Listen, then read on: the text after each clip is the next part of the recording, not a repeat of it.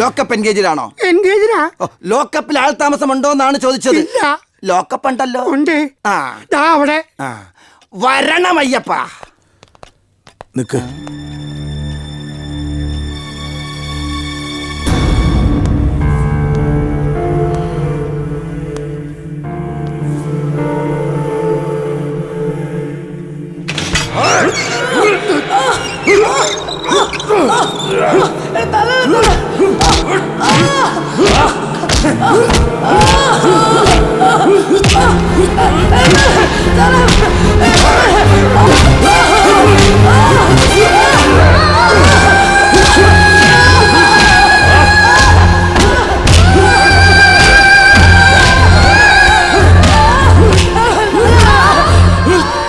അമരക്കാടൻ പത്രോസിന്റെ അരുമ സന്തതിക്ക് അപ്പനോട് സഹതാപം.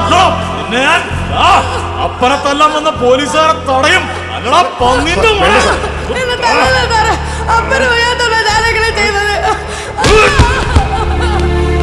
വേണ്ടടാ, ചാവാൻ കിടക്കണ നിന്റെ തന്ത എനിക്ക് വേണ്ട, നിന്നെ മതി. ആ ചോരയിലുണ്ടായ നിന്നെ പോലുള്ള ചെറ്റകളെ മുളയിലെ നുള്ളിയിലെങ്കിൽ നാളെ നിന്റെ തന്തയെ പോലെ നീ ഇറങ്ങും അങ്ങാടിയിൽ ഗുണ്ടായിസം കാണിക്കാൻ. അതിന് ഈ കയ്യും കാലും പൊങ്ങരുത്. വേണ്ട സാറേ, ഇനി അതിനെ തല്ലിയ ചത്തു ചാവട്ടോ. ഇവനൊക്കെ ജീവനോടെ ഇരുന്ന ഈ പരമേശ്വരനൊക്കെ പണി കൂടും.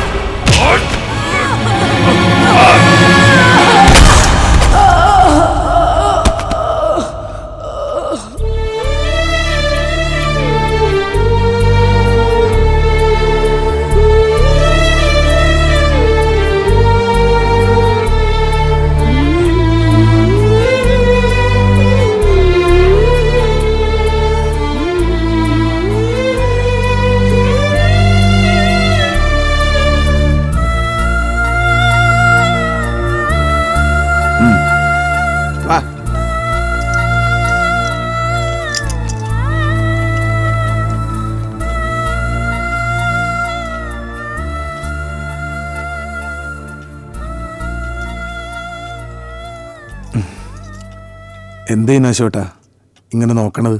അല്ല, എവിടെയോ കണ്ടതുപോലെ. എവിടെയോ അല്ല, ഇവിടൊക്കെ തന്നെയാ. അന്ന് ഈ ലോക്കപ്പിന് ഇതിലേറെ വലിപ്പുണ്ടായിരുന്നു എന്ന് തോന്നണേ.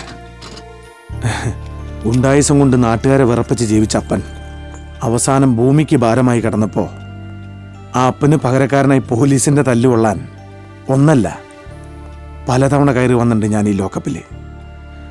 പെരുമ്പാമ്പിനെ തല്ലണ പോലെ കൺമുമ്പിലിട്ട് തല്ലിച്ചതച്ചപ്പോ സഹതാപത്തിന്റെ ഒരുറ്റ് കണ്ണീര് കണ്ടത് അന്ന് ഈ മുഖത്താ.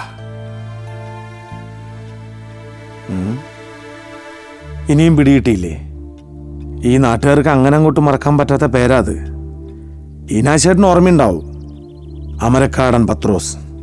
ആ പത്രോസിന്റെ മോനാ ഞാൻ, ജോൺസൺ.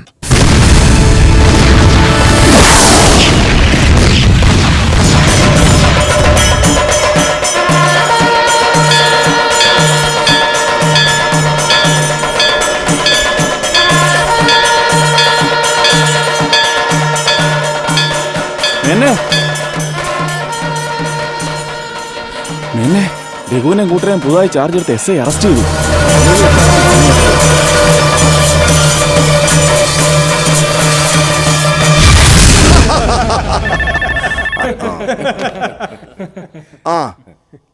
എന്ത്?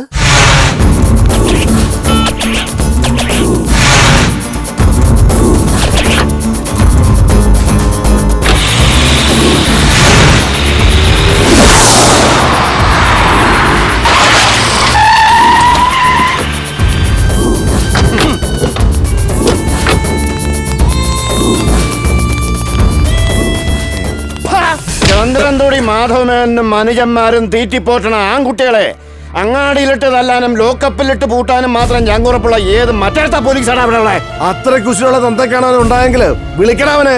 മേനോമാരെല്ലാരും കൂടി എന്നോട് ബലം പിടിച്ചിട്ട് ഒരു കാര്യമില്ല. വിളിക്കാൻ ആളിപ്പോ സ്ഥലത്തില്ല.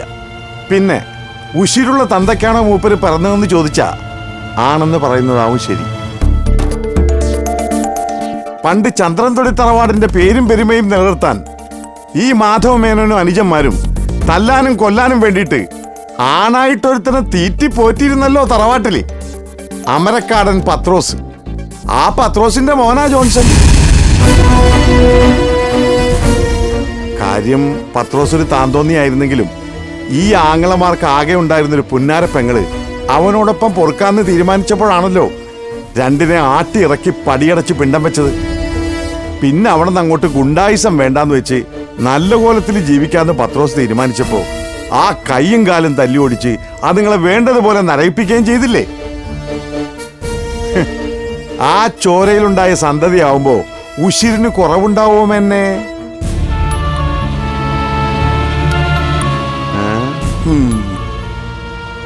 വാടാ പോവാൻ വരട്ടെ. തറവാട്ടിന്ന് കാരണവന്മാരെല്ലാരും കൂടി ഒരുമിച്ചാണ് വരികയെന്ന് വെച്ചാ അവരാരും വെറും കൈയോടെ വിടണ്ടാന്ന് മൂപ്പര് പ്രത്യേകം പറഞ്ഞിരിക്ക. ആ ലോക്കപ്പിലുള്ളവരെ തുറന്നു വിട്ടേക്ക, അല്ലേ സാറേ? ഓ അല്ല സ്വാമി, എന്താ ഒരു സ്റ്റൈല് മാറ്റം? വന്നവരെല്ലാം തമ്പുരാക്കന്മാരാണേ. ഓ ആ, ഓ പോ. ഏ ആ, പോയോ?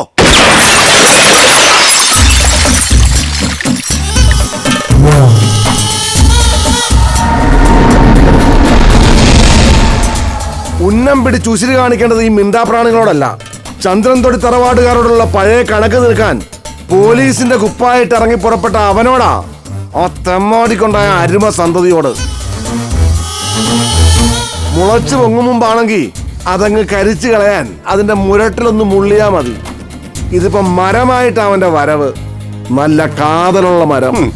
ഇനിയിപ്പോ ആ മരങ്ങ് കരിച്ചു കളയാൻ തറവാട്ടിലെ കാരണന്മാരെല്ലാവരും വട്ടം കൂടി എങ്ങനെയൊക്കെ മുക്കി മുള്ളിയാലും ആ മുള്ളുന്നത് ആ മരത്തിനൊരു വളമാകത്തേ ഉള്ളൂ. ആ പിന്നെ ഒരു ഗുണമുണ്ടാവും, ഈ മുക്കുന്ന കാരണന്മാരുടെ അണ്ടം കീറി കിട്ടും. പണ്ടേ ഞാൻ പറഞ്ഞതാ, തീർക്കേണ്ടത് തീർക്കേണ്ട സമയത്ത് തീർക്കേണ്ട പോലെ തീർക്കണമെന്നോ. അന്ന് ആ ചെറ്റയോടൊപ്പം പടിയിറങ്ങിപ്പോയ പുന്നാര പെങ്ങളെ മര്യാദ പഠിപ്പിക്കാൻ ഈ വല്യേട്ടൻ കണ്ടൊരു സൂത്രവാക്യം, കയ്യും കാലും തല്ലി ഓടിക്കുക. എന്നിട്ട് ഇപ്പൊ എന്തായി? അതിലുണ്ടായവന്റെ കയ്യും കാലും തല്ലി ഓടിക്കാൻ ഇനി വേറെ മെനക്കെടണം. ഒരു കാര്യം ഞാൻ പറഞ്ഞേക്കാം, ചന്ദ്രൻ തൊടിയിലെ കാരണവന്മാര് പണ്ട് എവിടെയൊക്കെ വിതച്ചിട്ടുണ്ടോ അതൊക്കെ കൊയ്തിട്ട് അവൻ പോവും. വിതച്ചവൻ തന്നെ കൊയ്യണം, അതാ നിയമം. അതല്ല വല്ലവനും വന്ന് കൊയ്തിട്ട് പോയാൽ അത് അവനവന്റെ പിടിപ്പുകേടാ. പിടിപ്പുകേട് വച്ച് പൊറപ്പിക്കില്ല മാധവൻ. പറഞ്ഞ വാക്ക് കേട്ട് അനുസരിക്കുമെങ്കിൽ പോയി കൊയ്തിട്ട് വേടാ അവന്റെ തല. പറ്റൂടാ നിനക്കൊക്കെ? മുതലാളിക്ക് നിർബന്ധമാണെന്ന് വെച്ചാ ഈ രാത്രി പുലരുന്നതിന് മുമ്പ് അവന്റെ തലയാൻ വെട്ടിയെടുത്തോണ്ട് വരും. ചേറ്റേ, ആണാവാൻ ഈ നാക്ക് മാത്രം പോരാ, അതിന് നട്ടല് കൂടി വേണം. വന്ന് കാല് കുത്തിയപ്പോ തന്നെ നിന്നെ പോലുള്ള ഉണ്ണാക്കന്മാരുടെ ലക്ഷണമൊത്ത ശരീരത്തിൽ സർക്കസും കളിച്ച് ഈ നാട്ടുകാരുടെ ഒക്കെ കയ്യടി വാങ്ങിച്ചു നിൽക്കുന്ന അവനെ പോലൊരുത്തന്റെ തലയെടുക്കാൻ ഒരു പാതിരാത്രി മതിയാവൂടാ നിനക്കൊക്കെ? ഗുണ്ടാ പത്രോസിന്റെ മകൻ പോലീസ്, ആ പോലീസിന്റെ കുപ്പായോട്ടുകൊണ്ടാണ് അവൻ എന്നെ തൂപ്പിക്കാൻ ഉരുമ്പിട്ട് ഇറങ്ങിയതെങ്കിൽ അതൊന്ന് കാണണം എനിക്ക്. അതിലെന്ത് കാണാനാ? അവന്റെ കാക്കിക്ക് ഒരു നിമിഷ നേരം കൊണ്ട് ഒരു കോറയുടെ വില പോലും ഇല്ലാതാക്കാൻ ദാ ഇത് കണ്ടോ, ഞാൻ ഈ ഇട്ടിരിക്കുന്ന കതർ മതി. അതല്ല പ്രശ്നം, ഈശ്വര നിയോഗം പോലെ അവൻ ഇവിടെ വന്ന് ഇറങ്ങിയപ്പോ തന്നെ ആ കോഴിക്കച്ചവടക്കാരി പെണ്ണിനാ അറിഞ്ഞോ അറിയാതെ അവൻ രക്ഷകനായത്. അതൊരു നല്ല ലക്ഷണമായി ഏട്ടന് തോന്നുന്നുണ്ടോ? ആ സ്ഥിതിക്ക് അവനെ ഒതുക്കാൻ ഈ ആവേശം മാത്രം പോരാ, തന്ത്രമാണ് വേണ്ടത്. നിരപരാധിയെ അപരാധിയാക്കുന്ന രാഷ്ട്രീയക്കാരന്റെ കുതന്ത്രം. അവൻ കളി തുടങ്ങിയിട്ടല്ലേ ഉള്ളൂ, കളിക്കട്ടെ. അവൻ എന്നും കളിച്ച് ജയിച്ചത് കളിക്കളത്തിലാ. കളിച്ച് കിതയ്ക്കാൻ തുടങ്ങുമ്പോ ഈ വിശ്വനാഥൻ കളി തുടങ്ങും. നാക്കും നട്ടല്ലും ഇല്ലാത്ത നെറികെട്ട രാഷ്ട്രീയക്കാരന്റെ കളി. ആ കളിയിൽ തെറിക്കുന്നത് അവന്റെ തൊപ്പി മാത്രമായിരിക്കില്ല, തൊപ്പി വെച്ച തല കൂടിയായിരിക്കും.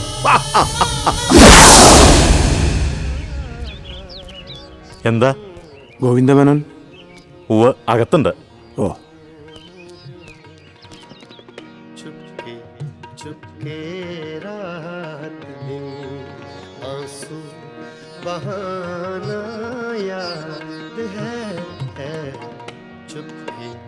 മേനോൻ ചേട്ടാ,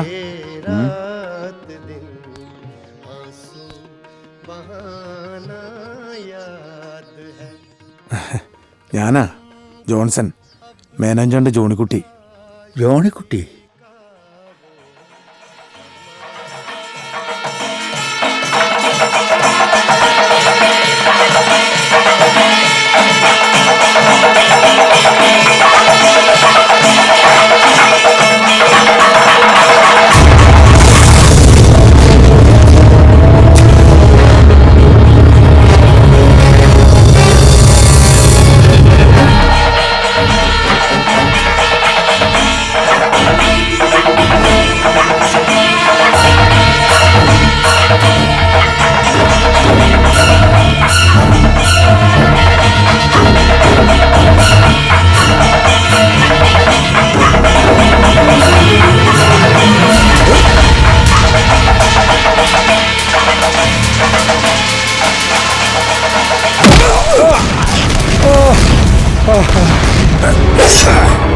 ചന്ദ്രനോടി മാധവമാന്യം തറവാട്ടേരി മാറ്റി നിർത്തി താൻ ഈ ഉത്സവം നടത്താൻ തുടങ്ങിയിട്ട് കൊല്ലം കുറയായി. ഈ അമരക്കാരൻ പത്രോസ് ഇവിടെ ജീവിച്ചിരിക്കുമ്പോ അങ്ങനെ അക്കരെന്നൊരു വരുത്താൻ നേരം വന്ന് ഇവിടെ ആളാവില്ല. പത്രോസ് വേണ്ട, ഈശ്വരനെ ഓർത്ത് വേണ്ട. കൊല്ലാനാ കാരണന്മാരുടെ ഉത്തരവ്. അത് വേണ്ട. ഇനി ഈ മണ്ണിൽ താൻ കാലുകുത്തരുത്. തൽക്കാലം പത്രോസ് തിഞ്ഞെടുക്ക.